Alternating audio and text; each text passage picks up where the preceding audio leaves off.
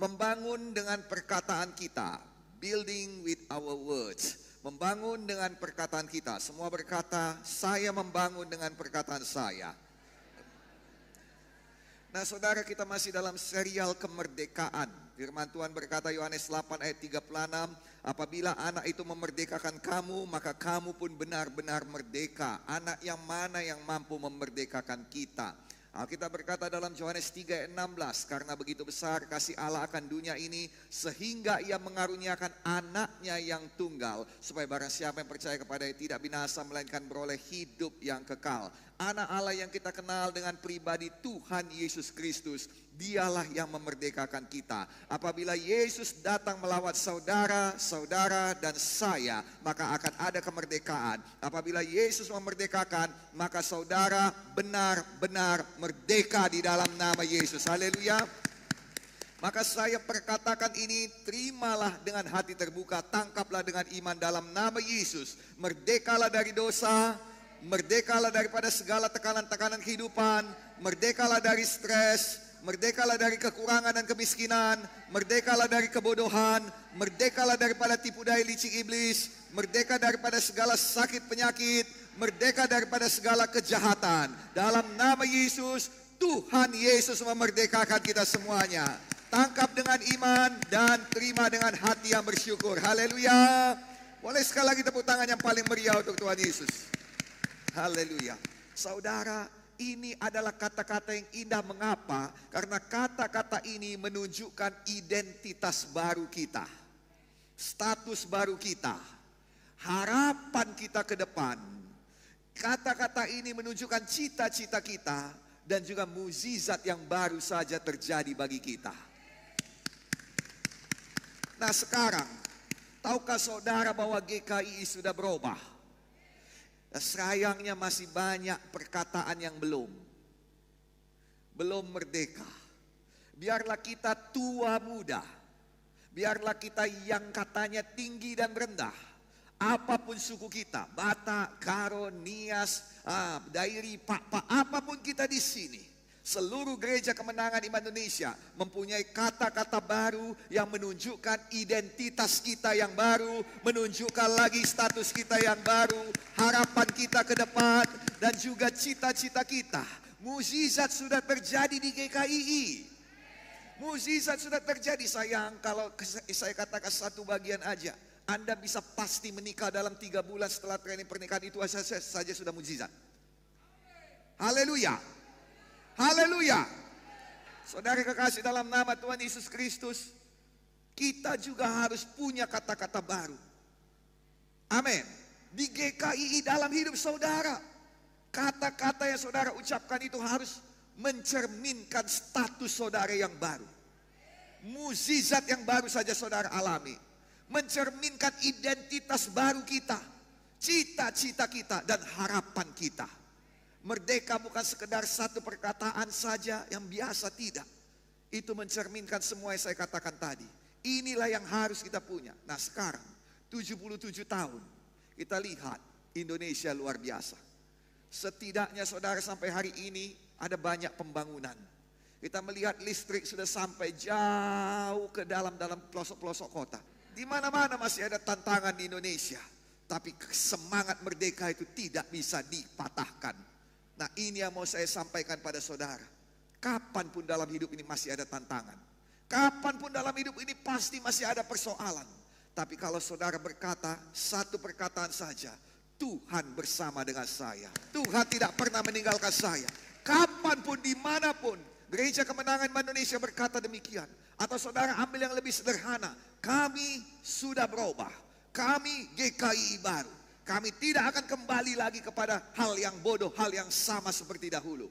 Kami GKI baru, kami baru GKI. Kemanapun saudara pergi, apapun yang terjadi, saudara berkata kami GKI baru. Kami tidak bodoh lagi seperti dulu. Kami tidak tertipu lagi seperti dulu. Tahukah saudara, 20 tahun yang akan datang, anak saudara akan lihat ada banyak pembangunan. Mungkin kita sudah punya gedung yang lebih besar lagi. Mungkin kita sudah sampai kepada bangsa-bangsa. Mungkin anak-anak saudara akan sekolah ke luar negeri, beasiswa di sana. Saudara, ada banyak hal-hal yang baik bisa terjadi. Tapi itu dimulai pada satu perkataan yang diucapkan dari sabda Sabang sampai Merauke, merdeka. GKII harus punya perkataan yang menang di mana-mana, di pusat medan, di cabang-cabang, di setiap kelompok sel. Semua kita tahu kita sudah merdeka. Yang mengerti katakan haleluya. Saudara perlu mengatakan perkataan iman saudara, status saudara yang baru, cita-cita saudara, harapan saudara di hadapan gunung-gunung saudara. Kalau kau tidak memperkatakannya, gunung itu tidak akan beranjak. Tapi ketika kau memperkatakannya, asal tidak bimbang hatimu, maka gunung itu akan beranjak di dalam nama Yesus. Haleluya. Bukan engkau yang tertindas di Indonesia, mereka yang harus keluar dari Indonesia. Bukan saudara yang tertindas oleh penyakitmu, tetapi penyakit itu harus keluar dari tubuhmu. Bukan engkau yang tertindas oleh kekuranganmu, tetapi kekurangan itu harus pergi daripadamu. Itu sebabnya mulai katakan saya diberkati. Ketika saudara melihat bon, di depan tagihan itu saudara katakan, Yesus memberkatiku, Allahku akan memenuhi segala kebutuhanku sesuai dengan kekayaan dan kemuliaannya dalam Kristus Yesus Tuhan. Haleluya. Nah saudara kasih dalam nama Yesus, walau masih ada orang Jepang, walau masih ada persoalan, katakan di depan persoalan itu. Sama seperti Daud memperkatakan di depan Goliat. Dia perkatakan perkataan iman yang menang. Saudara, dia katakan, ya betul, engkau besar. Engkau mendatangi aku dengan pedang dan tombak. Tetapi aku mendatangi engkau dengan nama Tuhan semesta alam. Mungkin saudara tidak punya uang, tapi saudara punya Tuhan. Mungkin saudara belum punya kekuatan, tapi saudara punya Tuhan. Mungkin saudara tidak punya kedudukan, tapi saudara punya Tuhan. Punya Tuhan. Punya Tuhan, punya Tuhan, haleluya. Sering sekali saudara kita memperkatakan apa yang kita tidak punya. Kita lihat orang lain punya dan selalu saja rumput tetangga lebih hijau. Nah, kita selalu melihat pada kita punya yang gak ada. Aku gak kuat, aku gak mampu. Lihat betapa Musa berkata demikian dan Tuhan murka kepadanya. Saudara dengarkan baik-baik, Tuhan tidak suka saudara memperkatakan apa yang kau tidak punya. Tuhan suka engkau memegang dan memakai apa yang kau punya. Apa yang ada di tanganmu, kata Tuhan kepada Musa. Dan Musa menganggap remeh, dia berkata hanya tongkat ya Tuhan. Tapi tahukah saudara, Musa menganggap remeh dan dia mau meninggalkan tongkat itu. Dan Tuhan berkata, bawa tongkat itu. Karena engkau akan memerlukannya untuk melakukan mukjizat-mukjizat. Apa yang kau punya? Mungkin uang tidak seberapa. Mungkin saudara kesanggupan tidak seberapa, pendidikan juga tidak seberapa, tetapi pasti di dalam hati ini ada Roh Kudus. Maka dari Roh Kudus itu, kirabaya sakaralaba kuryata karalalaba sande, satu persatu mukjizat akan keluar, mukjizat akan keluar, mukjizat akan keluar. Haleluya.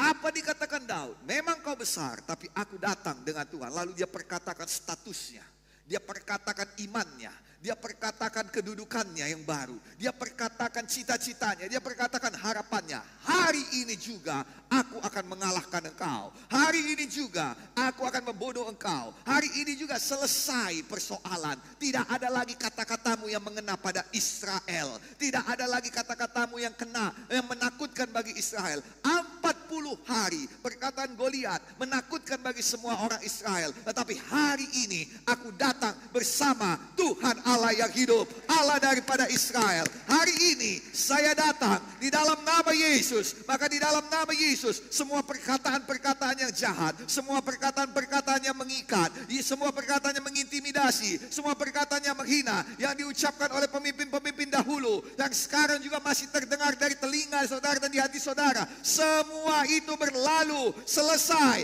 habis, tidak ada lagi dalam nama Yesus. Haleluya. Nah Bapak Ibu Saudara-saudari, Tuhan mau gerejanya membangun. Efesus 4 ayat 16 dikatakan, daripadanya lah, dari Tuhan Yesus, seluruh tubuh rapi tersusun, diikat menjadi satu oleh pelayanan semua bagiannya. Kita cuma bisa diikat kalau Anda melayani. Haleluya. Kenapa kita bisa digoncang kemarin? Karena COVID datang. COVID datang, kita jangankan melayani, gereja aja tidak. Yang mengerti katakan amin. Tetapi kalau kita melayani, maka kita tidak akan bisa dilepaskan. Kita terikat karena ada pelayanan kita masing-masing. Maka oleh karena itu, kita di sini bukan anggota saja. Kita di sini berfungsi semuanya. Mari ajak semua anggota kelompok sel sekarang melayani. Satu orang bisa mempunyai 2 pelayanan. Haleluya. Setelah menerima tamu dia bisa menjadi usher. Amin saudaraku. Setelah usher dia bisa menjadi kolektan. Atau kemudian ibadah berikutnya dia menjadi pendoa syafaat. Atau kemudian jadi penyanyi. Atau pemain musik. Semua kita melayani dengan sukacita. Untuk membangun di mana perlu. Supaya mereka yang mendengarnya beroleh kasih karunia. Ini penting. Ini penting. Alkitab mengatakan kasih karunia Tuhan itu selalu baru tiap hari. Kenapa? Karena itu yang paling penting. Ketika Paulus berkata, cabutlah duri dalam dagingku ini, utusan setan yang menggocok aku ini, Tuhan berkata, cukuplah kasih karunia. Yang paling penting dalam hidup ini kasih karunia. Kenapa? Karena kasih karunia ini menguatkan hatimu, menguatkan jiwamu. Dan kalau hatimu kuat, engkau sanggup. Sering sekali yang terjadi saudara, bukan karena orang kurang berkat, bukan karena orang kurang mampu, kurang doa atau kurang dukungan, tapi karena hati ini sudah tidak mampu lagi. Saudara, Goliat membuat hati kita tidak mampu lagi. Itu sebabnya kita perlu selalu memperkatakan perkataan-perkataan yang mendatangkan kasih karunia bagi kita. Dan semua orang lain yang mendengarkannya.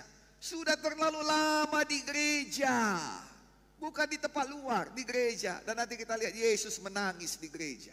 Kenapa? Sudah terlalu banyak di gereja tuduhan, ancaman, penghakiman, gosip, kebenaran diri sendiri, teologi sendiri, manipulasi. Itu sebabnya saya selalu jaga ketika saya datang kemari, teologi yang saya sampaikan itu bukan teologi saya sendiri.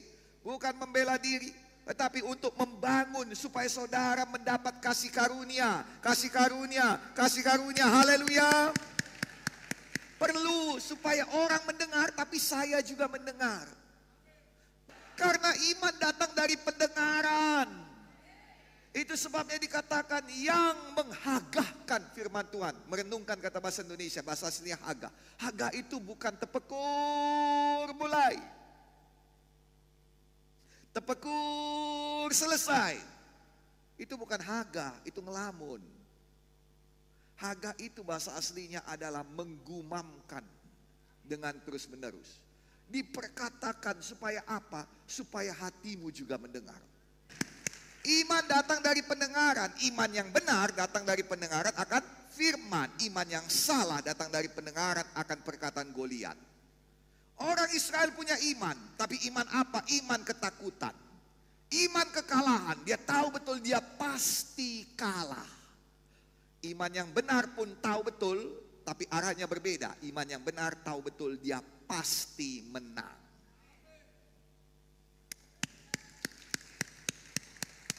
Iman yang kalah tahu betul dia pasti rugi. Iman yang kalah tahu betul dia pasti tidak sanggup. Iman yang menang tahu betul dia pasti ditolong Tuhan.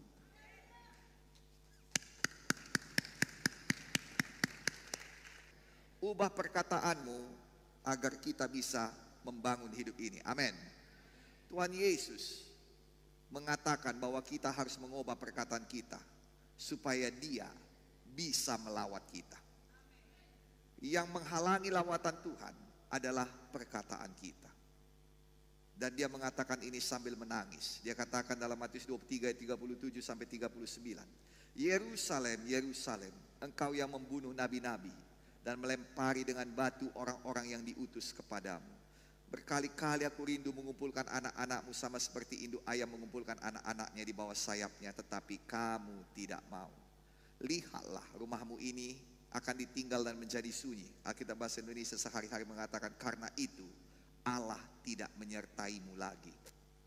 Ketahuilah, aku berkata kepadamu, mulai sekarang kamu tidak akan melihat aku lagi, hingga kamu mengubah perkataanmu dan berkata, diberkatilah dia yang datang di dalam nama Tuhan.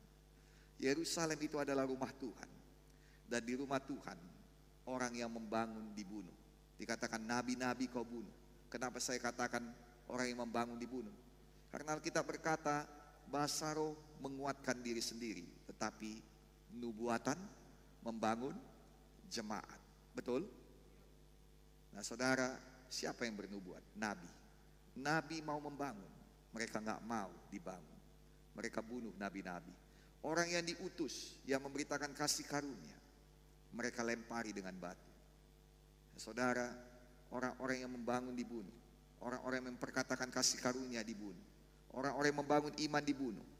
Itu sebabnya tidak ada pembangunan di rumah Tuhan. Dan memang betul dikatakan, pada akhirnya rumah Allah itu, bait Allah itu akan hancur. Dan itu jadi pada waktu zaman Kekaisaran Nero.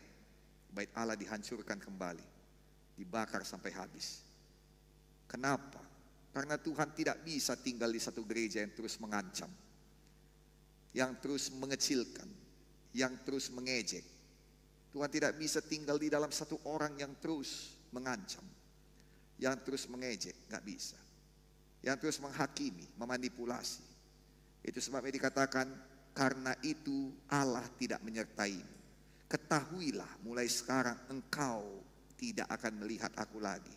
Sampai engkau berkata, diberkatilah dia yang datang dalam nama Tuhan. Yerusalem, Yerusalem, dia menangis. Tidak ada lagi orang-orang yang melakukan nubuat. Itu sebabnya dikatakan, Allah tidak lagi menyertai engkau. Tuhan tidak melawan. Bahkan lebih daripada itu. Tidak akan jadi apapun sebelum engkau mengubah perkataanmu. Ubah perkataanmu. Karena Tuhan mendengar apa yang kita katakan. Bilangan 14 ayat 28 dikatakan, demi aku yang hidup, demikianlah firman Tuhan, bahwa saya seperti yang kamu katakan di hadapanku, demikianlah yang akan kulakukan padamu. Orang Israel berkata hal-hal yang buruk, maka Tuhan berkata, itu yang kulakukan padamu. Di padang gurun ini, ayat 29 sambungannya, bangkai-bangkaimu akan berhantaran. Semua orang di antara kamu, yaitu mereka yang telah bersungut-sungut kepadaku. Engkau tidak akan masuk ke negeri yang telah kujanjikan dengan mengangkat sumpah kepada nenek moyangmu. Kecuali dua orang, Kaleb bin Yefune dan Yosua bin Nun.